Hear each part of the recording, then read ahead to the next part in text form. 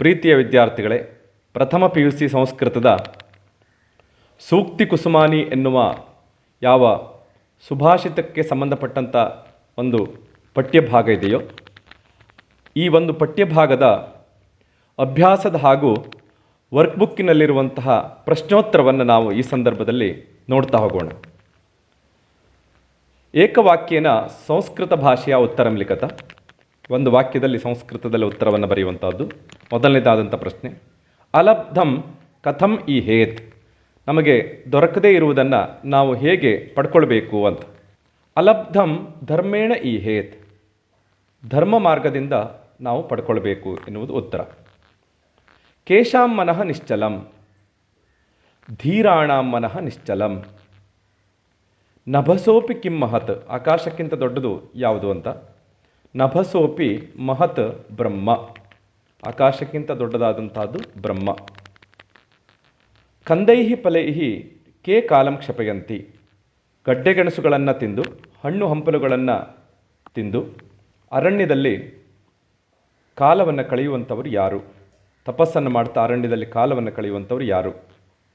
ಕಂದೈಹಿ ಫಲೈಹಿ ಮುನಿವರಾಹ column ಕ್ಷಪಯಂತಿ. ಐದನೇದಾದಂಥದ್ದು, ತೃಣೈಹಿ ಕೇ ಬಲಿನಃ ಭವಂತಿ. ಅರಣ್ಯದಲ್ಲಿರುವಂಥ ಒಣ ಹುಲ್ಲುಗಳನ್ನು ತಿಂದುಕೊಂಡು ಬಲಶಾಲಿಯಾಗುವುದು ಯಾವುದು ಅಂತ. ತೃಣೈಹಿ ವನಗಜಾಹ ಬಲಿನಃ ಭವಂತಿ. ಕಾಡಾನೆಗಳು ಒಣ ಹುಲ್ಲುಗಳನ್ನು ತಿಂದು ಬಲಶಾಲಿಯಾಗುತ್ತವೆ.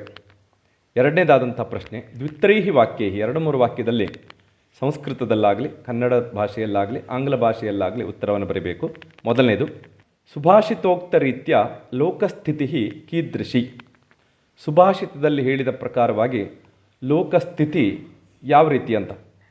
ಉತ್ತರ, ತನ್ನ ಜನರನ್ನು ಸಮಾನವಾಗಿ ಕಾಣುವಿಕೆ, ಕೈಲಾಗದವರಲ್ಲಿ ಕರುಣೆ, ದುರ್ಜನರಲ್ಲಿ ದುರ್ಜನರಂತೆ ವರ್ತಿಸುವಿಕೆ, ಸಾಧು ಸ್ವಭಾವದವರಲ್ಲಿ ಪ್ರೀತಿ, ಅಧಿಕಾರಿ ವರ್ಗದವರಲ್ಲಿ ನಯ ನಾಜೂಕು, ವಿದ್ವಾಂಸರಲ್ಲಿ ನೇರವಾದ ನಡವಳಿಕೆ, ಶತ್ರುಗಳೊಡನೆ ಶೌರ್ಯ, ಗುರು ಹಿರಿಯರಲ್ಲಿ ಕ್ಷಮೆ, ಸ್ತ್ರೀಯರಲ್ಲಿ ಪೂಜ್ಯ ಭಾವನೆ. ಈ ರೀತಿಯಾದ ಬದುಕುವ ಕಲೆಯನ್ನು ಯಾವಾತನು ರೂಢಿಸಿಕೊಂಡಿರುತ್ತಾನೋ ಅವನೇ ಉನ್ನತಿಯನ್ನು ಹೊಂದುವನು, ಎಲ್ಲರಿಂದ ಪ್ರಶಂಸೆಗೆ ಒಳಗಾಗುವವನು ಅಂತ ಬರೀಬೇಕು.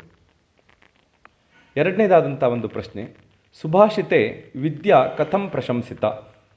ಸುಭಾಷಿತದಲ್ಲಿ ವಿದ್ಯೆ ಕುರಿತು ಹೇಗೆ ಪ್ರಶಂಸಿಸಲ್ಪಟ್ಟಿದೆ, ಯಾವ ರೀತಿಯಾಗಿ ಪ್ರಶಂಸಿಸಲ್ಪಟ್ಟಿದೆ ಅಂತ.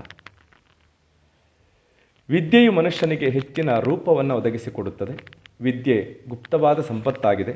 ವಿದ್ಯೆಯು ಸುಖ, ಭೋಗ, ಯಶಸ್ಸನ್ನು ನೀಡುತ್ತದೆ. ವಿದ್ಯೆ ಗುರುವಿಗೂ ಗುರುವಾಗಿದೆ. ವಿದೇಶಕ್ಕೆ ತೆರಳಿದಾಗ ವಿದ್ಯೆ ನಮಗೆ ಬಂಧುವಿನಂತೆ ಸಹಾಯಕ್ಕೆ ಬರುತ್ತದೆ.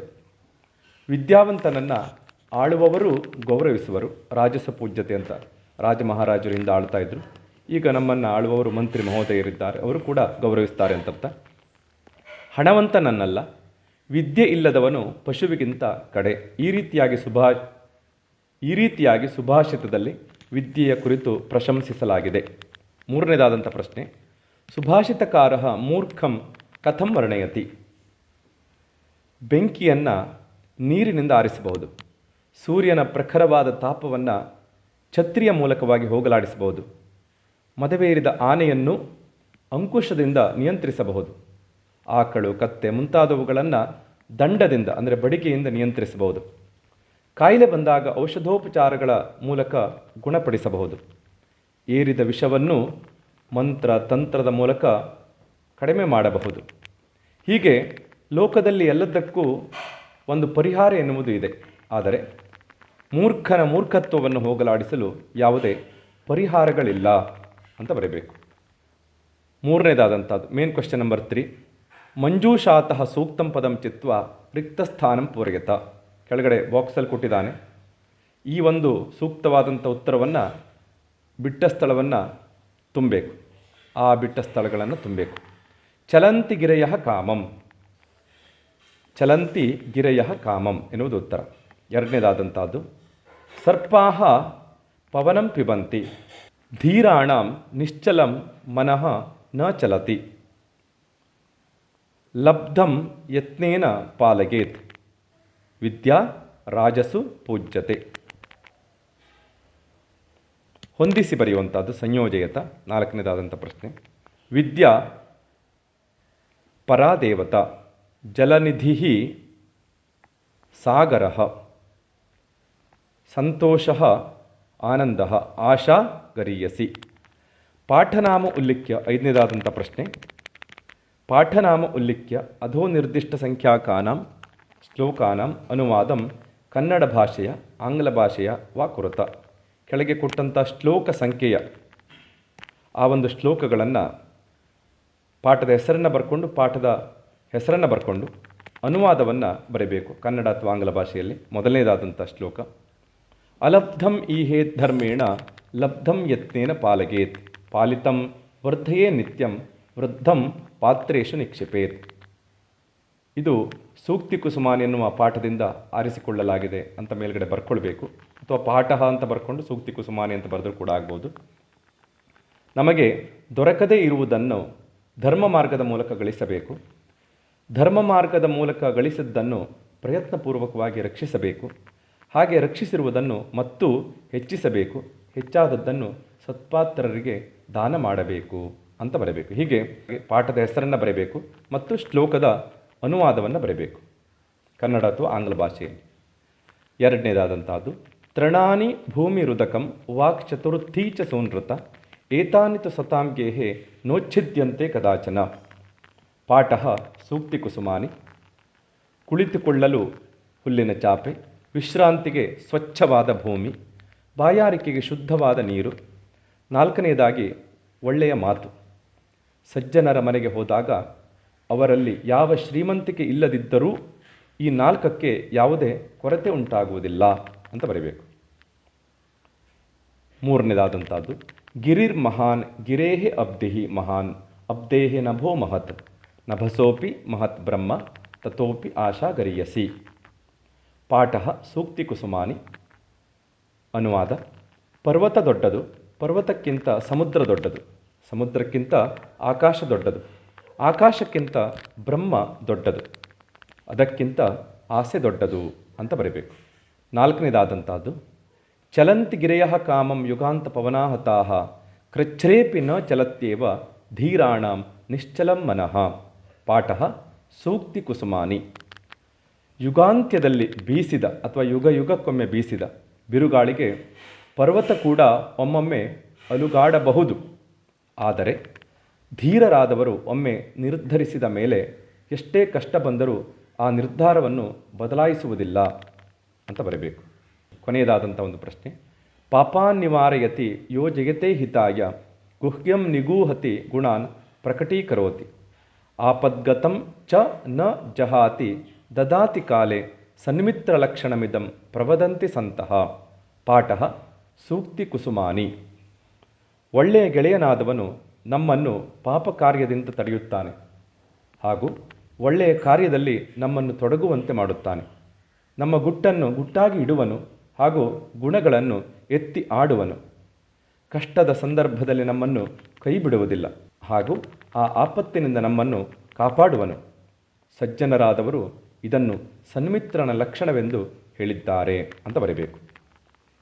ಹೀಗೆ ನಾವು ಅಭ್ಯಾಸದ ಪ್ರಶ್ನೆಯನ್ನು ನೋಡಿ ಸೂಕ್ತಿ ಕುಸುಮಾನಿ ವಿಭಾಗದ ಯಾವ ವರ್ಕ್ಬುಕ್ ಪ್ರಶ್ನೆಗಳಿದೆಯೋ ಅದನ್ನು ಒಂದೊಂದಾಗಿ ನೋಡ್ತಾ ಹೋಗೋಣ. ಮೊದಲನೇದು ಸಂಧಿಂ ವಿಭಜತ.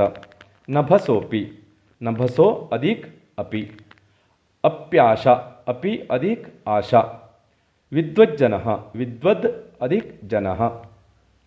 ಸಂಧಿಂ ಯೋಜಯತ. ಎರಡನೇದು ಚಲತಿ ಅಧಿಕೇವ ಚಲತ್ಯೇವ ಪಾಪಾತ್ ಅಧಿಕ್ ನಿವಾರಯತಿ ಪಾಪಾನ್ ನಿವಾರಯತಿ ಸರ್ವಸ್ಯ ಅಧಿಕ್ ಔಷಧಂ ಸರ್ವಸ್ಯೌಷಧಂ.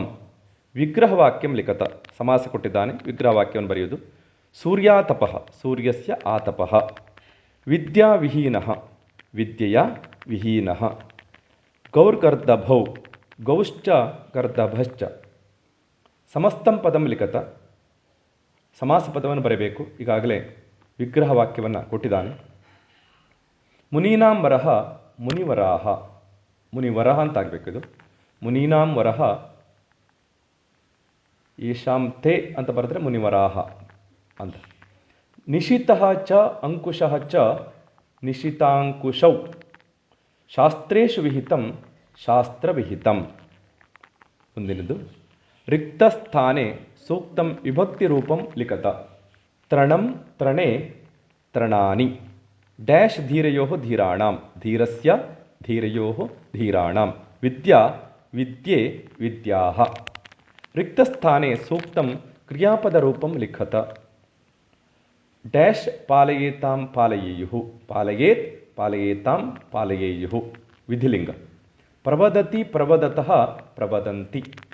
ಅಸ್ತಿ ಸ್ತಃ ಸಂತಿ ಈ ರೀತಿಯಾಗಿ ಬರಬೇಕು. ಪದಪರಿಚಯಂ ಕುರುತ.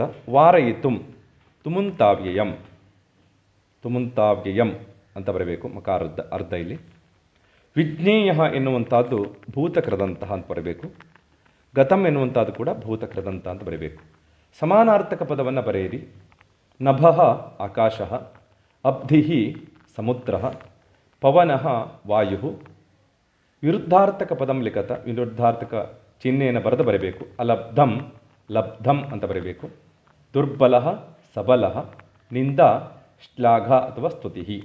ಈ ರೀತಿಯಾಗಿ ಸೂಕ್ತಿ ಕುಸುಮಾನಿ ಪಾಠದ ಈ ಒಂದು ಅಭ್ಯಾಸಕ್ಕೆ ಸಂಬಂಧಪಟ್ಟ ಪ್ರಶ್ನೋತ್ತರ ಹಾಗೆ ವರ್ಕ್ಬುಕ್ಕಿಗೆ ಸಂಬಂಧಪಟ್ಟ ಪ್ರಶ್ನೋತ್ತರವನ್ನು ನೋಡಿದ್ದೇವೆ. ಇದನ್ನು ಸರಿಯಾಗಿ ಬರೀಬೇಕು ವಿದ್ಯಾರ್ಥಿಗಳು. ಧನ್ಯವಾದಗಳು.